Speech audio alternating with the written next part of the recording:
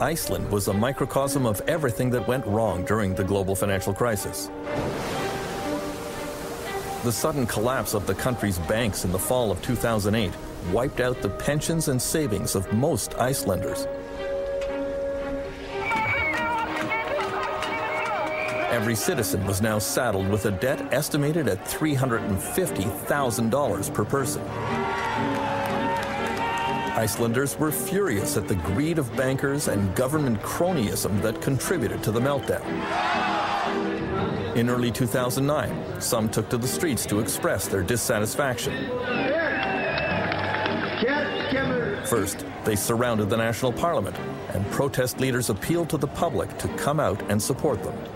I sort of wasn't very optimistic that we would be able to mobilize the people. But every week, every day, you got such shocking news that completely shook the foundations of, your sense of what was moral. The immorality that was exposed to us was so shocking that people started to come together.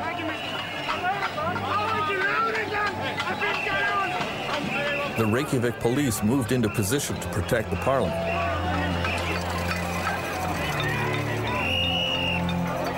Inevitably, there were scuffles. Nothing like this had ever happened in Iceland, and both sides were unsure how to proceed.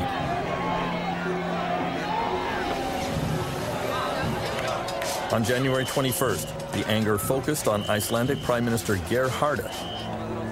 His car was surrounded and pelted with eggs and garbage.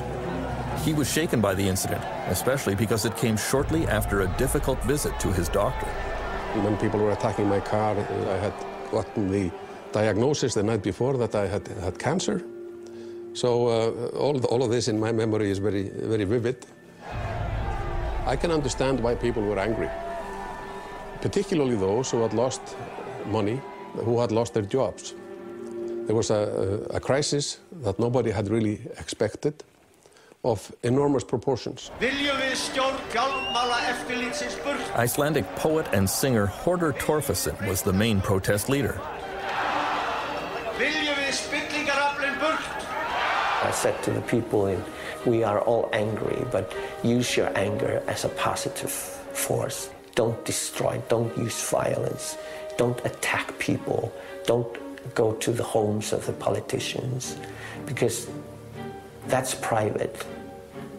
We can never use anger to destroy.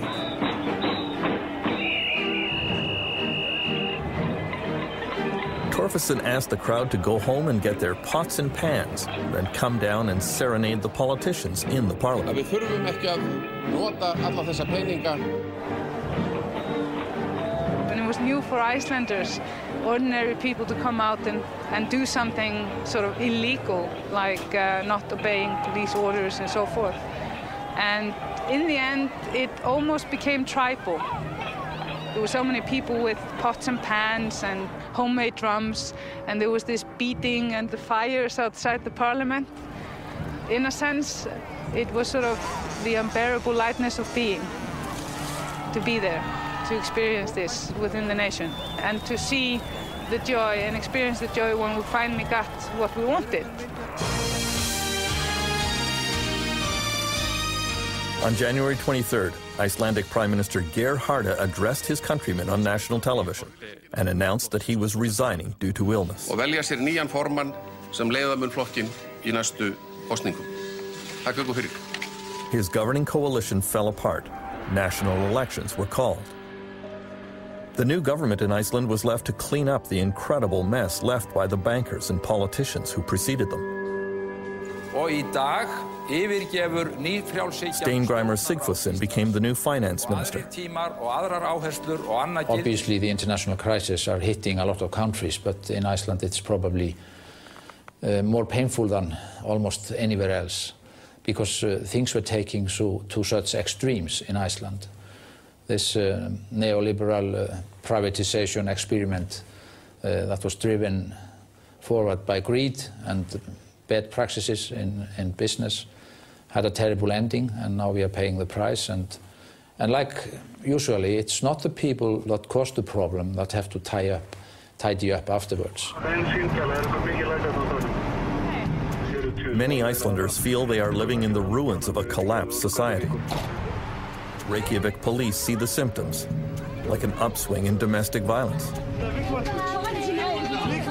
Here a woman has called for help because her estranged husband has broken into her house and grabbed her baby in a fit of drunken desperation.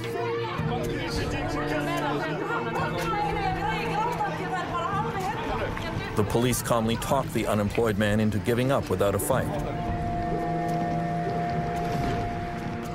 Constable Stefan Einarsson says police here are sympathetic with people who become despondent after they lose their jobs. We're just people like everybody else. We have mortgages and car payments we have to make. So we're in the same situation as everyone else. Protest leader Birgitta Jonsdottir was elected to the Icelandic parliament. I feel incredibly strange, and at the same time I feel deeply honored to be trusted, to be in there. I will just carry on doing what I was elected to be sort of a bridge or a voice for ordinary people, for the grassroots movements within this building there.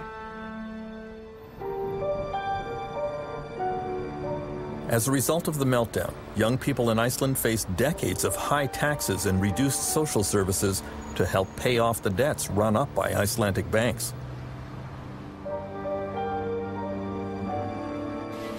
At this art college in Reykjavik, the students are multilingual, well-educated, and mobile. And there is a great fear that a high proportion of them will just give up on Iceland and move to other countries. Korto Jabali is one who plans to emigrate. Most of the people I know don't want to live here forever. They all want to leave. Like everyone. I don't know one single person my age that really wants to stay in Iceland.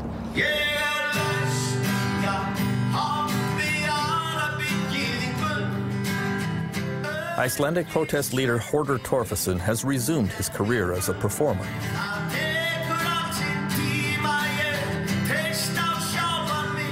He realizes that many of his countrymen are demoralized and that many young people want to leave, but he is quite sure that Iceland can still have a bright future. I think many of these people, if they go away and they look around in the world and they start revaluing or seeing what really they will come back. I traveled the world. I've seen so many things. I think this society is a very good one, and we have the opportunity to build it up. And I see signs of this beginning. People are really standing together and helping each other.